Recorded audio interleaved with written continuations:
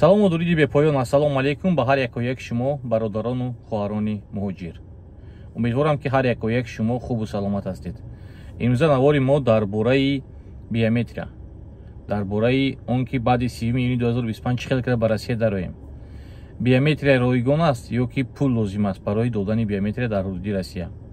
Чӣ хел карда кушоем госслуга дар Тоҷикистон ва чӣ хел карда ба QR-код равон мекунем запрос ба Россия ки мо даромада метавонем дохили Россия ё не.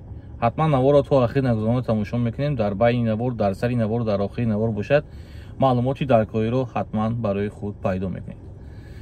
ва дар шабакаи ютуби мо низ обуна шуданро фаромӯш намекунем. Ба наздикон мо равон мекунем ки то ки ҳама аз ин хабарҳои муҳоҷират бохабар бошад.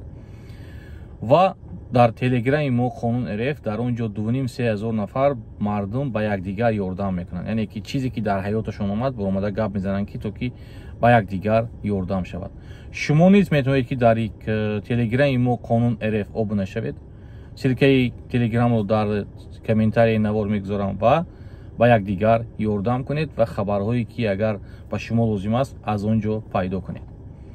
рақамҳои ватсапи мо +7 901 635 4904 891 635 4904.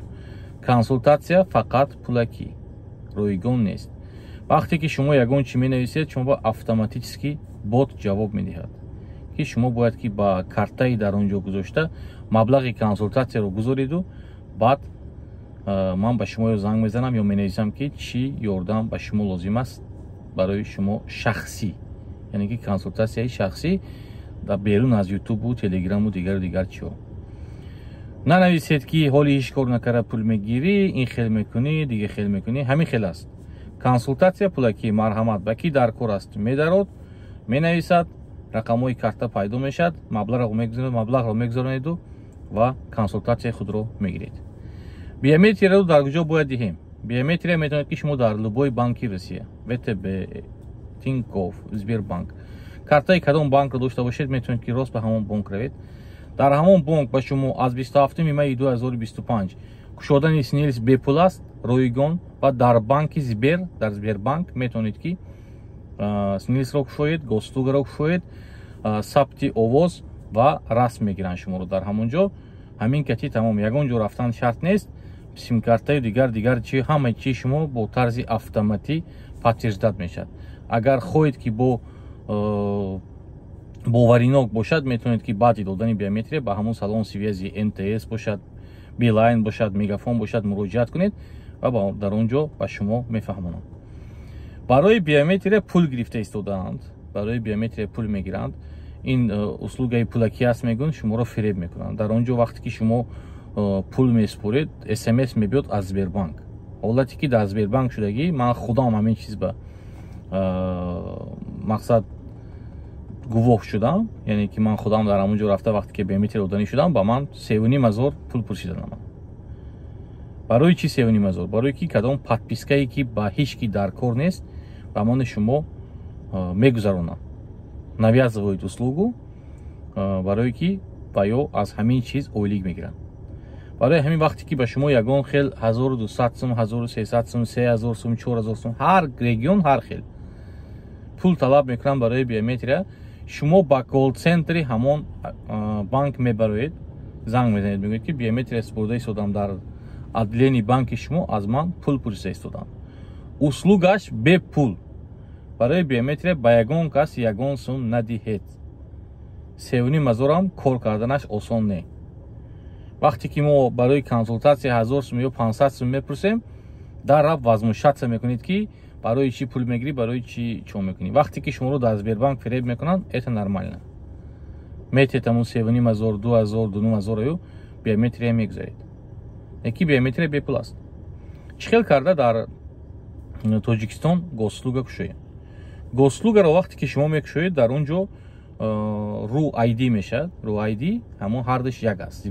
просто барои Россия госслуга аст. шумо агар госслуга набудед, метавонед ки ру ID скачат кунед дар Тоҷикистон ва бо тарзи электронная почта. номери телефони российский дар кор нест.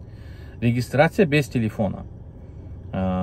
электронной почтатон менависед, аввал почта электронӣ мекушоед, баъд электронной почтатон менависед, дар он ҷо SMS мебиёд, временни паролкати медароеду, ҳамаи даниҳои худро дар он ҷо сабт мекунед.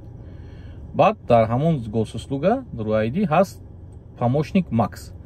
Менависед ки получит доступ по QR-коду. ҳамон ҷо шумо ба инструксияши ҳамаша мефаҳмонад. Ягон ҷои мушкилӣ надорад. Агар ба мушкилӣ шуду чӣ шуд, метавонед ки ба мо нависед, опять же бо тарзи пулӣ, яъне ки ройгон мо ёрдам карда наметавонем. Ройгон фақат ҳамин аст ки ба шумо маслиҳат додем чӣ хел мекушоем. Play Market ё App Store медароед, скачат мекунед приложение RUID ё госуслуга, дар омада бо тарзи электронной почта худатонро дар ҳамон ҷо регистратсия мекунед ва даниҳои худро мегузориду пеш аз омадан 72 соат 3 сутка пеш аз омадан ба Россия равон мекунед запрос ки шумо хостани дар омадани Россияро доред. Не ки якта гап, ин ба шумо 100% кафолат намедиҳад ки шумо ба Россия медароед. вақте ки шумо дохили Россия мешед, ҳамон чӣ хеле ки буд дар аэропорт бо ҳамон пограничная служба ҳамин хел шуморо тафтиш мекунад. яъне ки ҳамаи ҳуҷҷатҳоро тафтиш мекунад, отпечатки палец мегирад, дигар чизо. хост ба Россия сар метиҳад, на хост не. ин QR-коде ки ино баровардан, ин фақат барои МВД дахл дорад. МВД баъзашро мебинаду шуморо дохили Россия шудан метавонӣ мегӯяд. не ки ФСБ боз як бори дига шуморо аз таҳти назари худ мегузорад. аллоҳ нигаҳбони ҳаматон бошад бародаро. наварҳои навро интизор шавед. боз як бор дига такрор мекунам, биометрия бепул, ба ягон ҷо пул надиҳед. ин чиз бепул аст. мувофиқи қонун бояд ки ҳамон банк бошад, дигар чиз бошад, бепул ба шумо ин хизматрасониро пешниҳод кунад.